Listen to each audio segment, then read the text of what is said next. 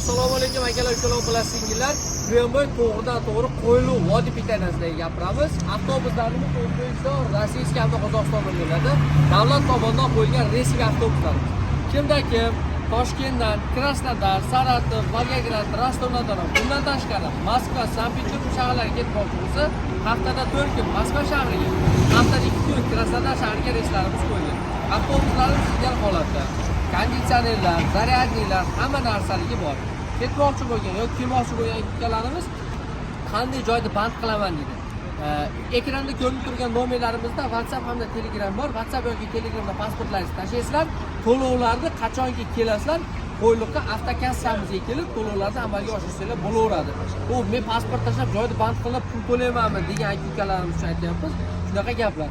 O'zbekiston, Rossiya, Qozog'iston nomerida avtobuslar ideal holatda, sostoyaniyasi go'zal.